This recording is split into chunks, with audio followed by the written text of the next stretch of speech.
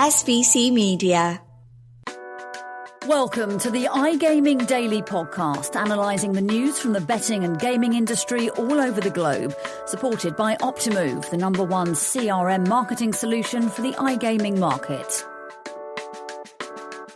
Hello and welcome to the latest episode of iGaming Daily, sponsored by Optimove. Today I won't be your host, and I'm sorry about that. Please don't tune off because we got a good one to replace me for today. And now is actually a really good time to introduce Julian Pitts, the relationship manager at SBC. Julian will be hosting his own Affiliate Leaders podcast under the iGaming Daily banner, and today will be his inaugural episode. But before I pass over to Julian, now's a perfect time to mention the sponsor of the iGaming Daily podcast, Optimove, the #1 CRM marketing solution for the iGaming market. 56% of the EGR Power 50 personalised play experiences with Optimove. If you're attending ICE next week, make sure you visit the Optimove stand and mention you listened to our episode, show that you subscribed, and get an Amazon gift card. As well as another special offer, Optimove are offering new clients a free first month when they buy Optimove. For more information and to claim the free month, go to optimove.com/SBC. And I'll also leave the links in the description of the podcast episode below. So without further ado, I'll pass over to Julian. Thank you very much, James. So let's jump straight into today's episode. As the European landscape continues to change for the gambling industry, the sector also sees parallels when it comes to the affiliate space. None more so than when it comes to emerging markets. With all eyes focused on the opening of Brazil, a little closer to home sees Finland's potential opening of an online casino space from either 2025 or 2026. And while Finland or Brazil won't be the topic of today's conversation, how affiliates tackle emerging markets in collaboration with operators and how they maximize their conversions will be. As I, your host for today, Julian Pitts, am joined by Peter Gunni, the CCO of Traffic Lab, on the latest episode of iGaming Daily, sponsored by Optimove. In the first half of the show, we'll look into the opportunities for affiliates in emerging markets and how they ensure the reliability of operators amidst evolving regulations.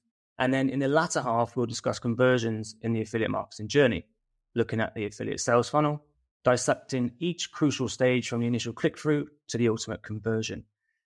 But first, Peter, can you provide the audience with a bit of detail about yourself and where it all started for you in your journey into the affiliate marketing world? Thank you, Julian. It's great to be in the first episode of the Affiliate Leaders podcast. I'm both super excited and a bit anxious. Same. But yeah, my journey started approximately 6 years ago, with a transition from the military background. I first off, I kind of got the sense that I was so tired of living off a rucksack and getting deployed all the time.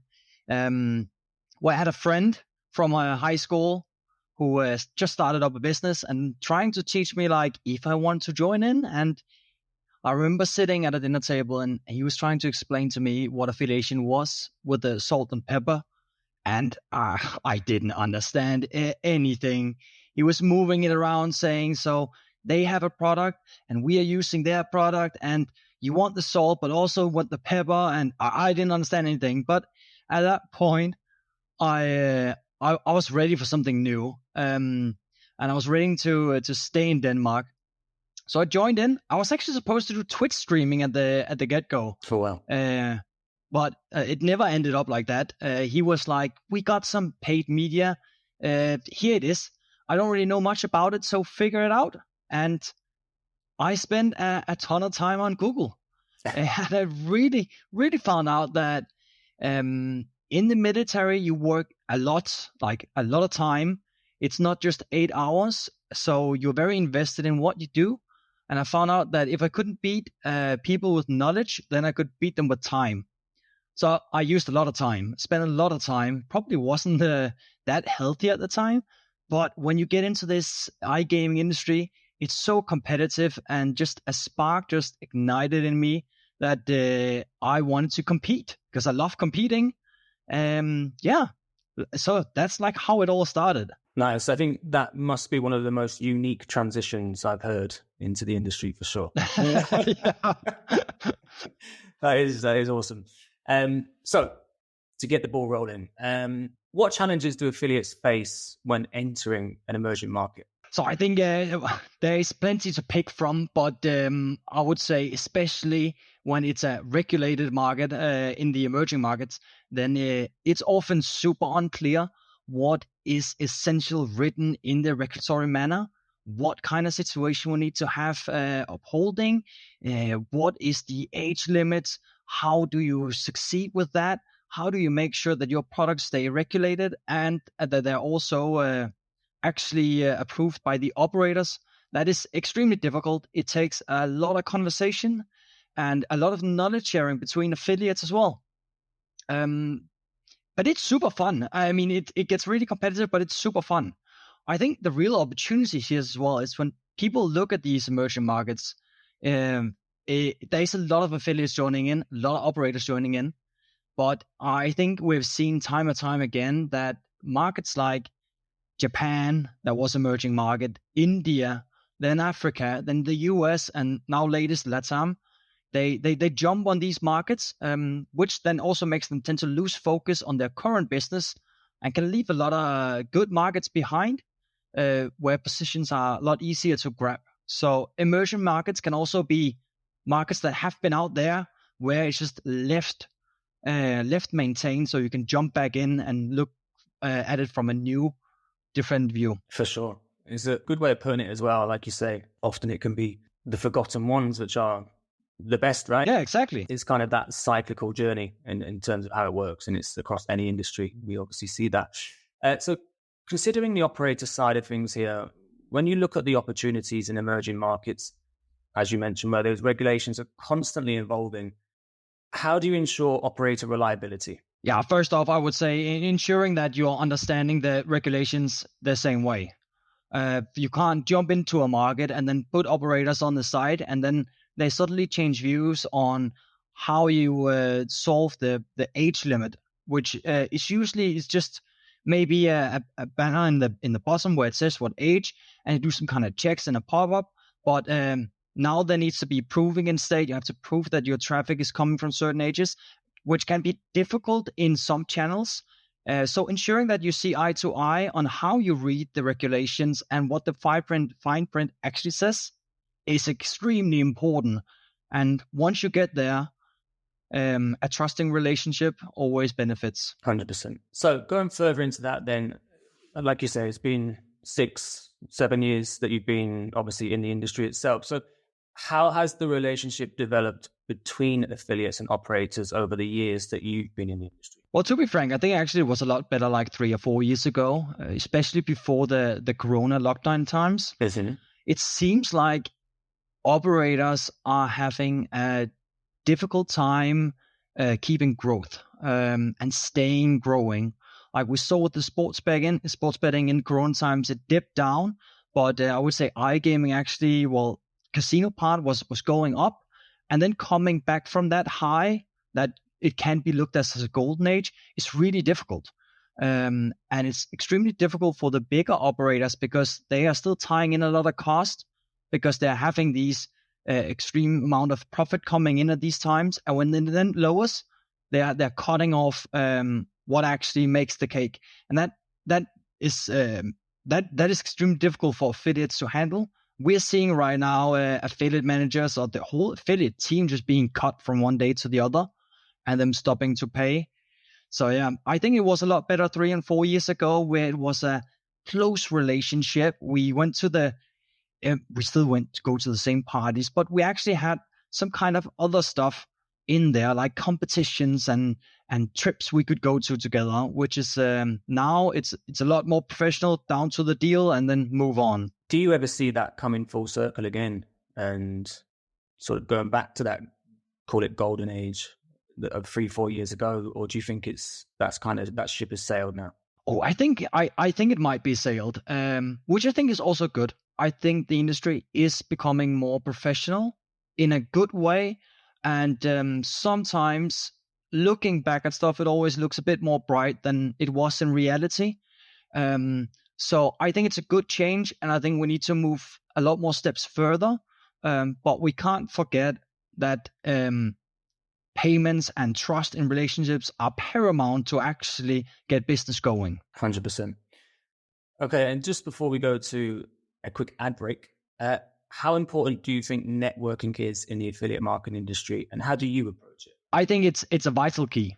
It is something that can usually push us to unique opportunities. If we didn't have the networking part, it would be a bunch of guys online typing to each other, and people wouldn't trust the same as you do when you meet in person.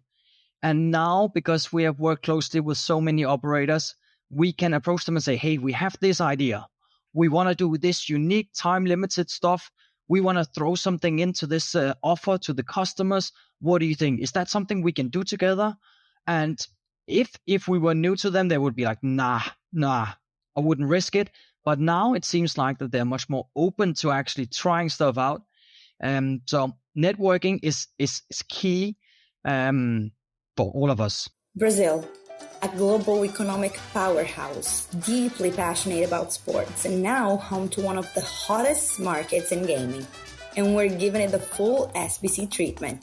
Join industry leaders, market experts, and all the major players in the country for 3 days of content, exhibition, and epic networking at the first ever SBC Summit Rio.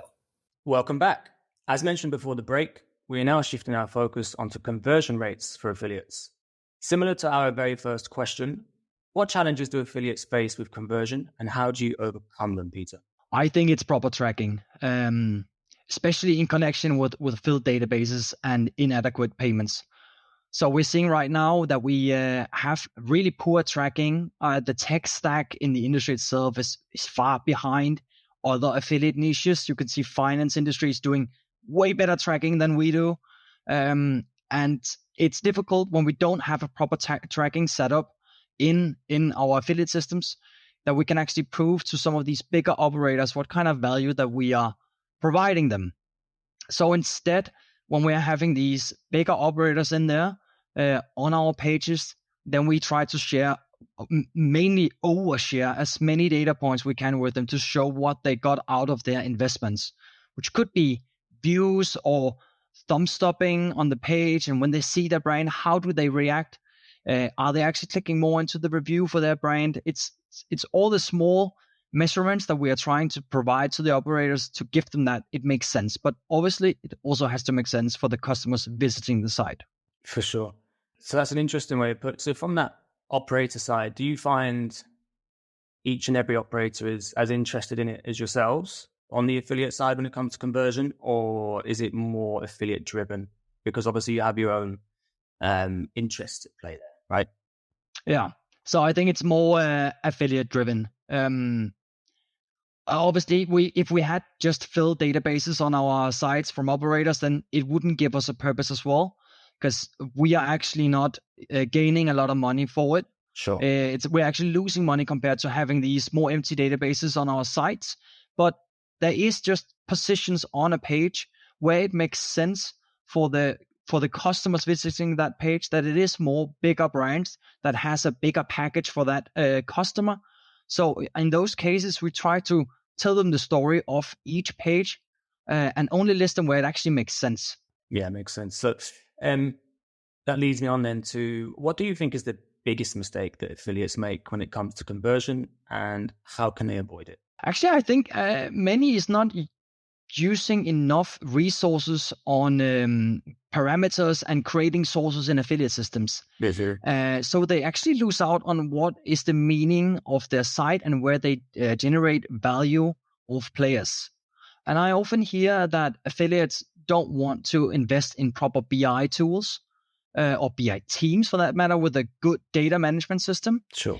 And they will lag behind in the end and eventually have a decreasing asset value, which can affect more parts of their scaling opportunities. But I do remember also when I had to start up a BI team, because it's usually not in the package of being an affiliate, having a BI team.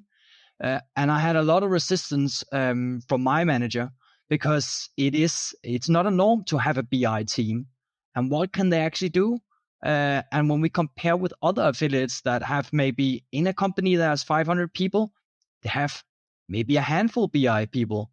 And when we were only like 50 people, we had a handful of BI people. So our scale in that sense is it's a lot bigger. And today that team has created a tremendous amount of value, which is not only financially, but also insights into other departments and how to optimize their work. Awesome. I mean, again, it's flowing nicely here, because my next one was, how do you measure the success of your efforts beyond the financial metrics? Yeah, so on a brand status, we do things quite differently. I would say as the BI team right now, they even showcasing time saved for some automation that teams are setting up. Oh, wow. So a metric for that team could be, how much time did we save by creating an automated flow or process for the individual team's communication? So that could be a metric that is not financial, but in the end, time is money. But for every brand out there, we are having a system we call Ralph. Okay. And I can't actually remember like what it stands for. It was a guy who found out about it, but it runs a machine learning algorithm on all brands that takes every data point into account. That's not just financial. So it looks on what payment methods do they have, what games do they have, is there a certain slot that's popularity right now, what languages, support systems do they have, and then they tie them in to a nut with all the financial metrics and figure out what brands are actually should be where on all times of the position. So we thought of this kind of like a Netflix solution. Gotcha. Where you open it every day and some new stuff pops in, and what is actually recommended just for you. So that's how we do all our casino positioning. Nice. It's definitely going that way, isn't it? In terms of to kind of revert to what we were doing and that maximizing the conversion, right? And covering all bases and seeing what really the potential is. So to finish off this episode, and it kind of touches on what we were talking about, but I think there's still more to dig deeper in with you, is what's changed the most in the complete affiliate landscape since you first started up until now? Well, I think for most of us, it's a lot more competitive. It's a lot more volatile, but bigger affiliates get bigger every day. And it can be really difficult for smaller affiliates to come in and pick their niche, because most of the bigger affiliates are actually trying to cover every area now, where it's not just about the biggest pages. They need topic authority, or they have been sitting on email marketing for 10 years now. They know the ins and outs, where small affiliates are coming in and trying to pick up the slack. So I think it's a lot more difficult. But there's also a lot better tools out there now to help you get through some of the initial costs that it would take to be an affiliate. Like we're seeing all the content production can be automated a lot more now. And with actually a more technical foundation, you can get started quite cheaply. Interesting, yeah. I'm seeing it now across obviously some of these, again, reverting to the emerging markets and sort of that alternative route to becoming an affiliate. It's no longer what is that sort of, it's been very kind of, website based over the years, but some of the guys I'm speaking with over in Brazil, for example, it's now, social media, influencer based. It really is interesting to see where kind of the affiliation is going and really where it's going to open up to, because the sort of the attraction on the player side is not what it used to be, in the sense of going on to and doing a keyword search in Google. There's so many ways around it now that it's just very interesting to see what's coming up over these coming years. Peter, look, thank you for joining us today on the iGaming Daily podcast, and a big thank you to those listening in. We'll see you on the next one. Thank you for listening to today's iGaming Daily podcast, supported by Optimove, the #1 CRM marketing solution for the iGaming market. If you want to find out more about some of the subjects raised today, feel free to explore any of the sites in the SBC News Network, or check out the latest edition of the SBC Leaders magazine. Happy reading.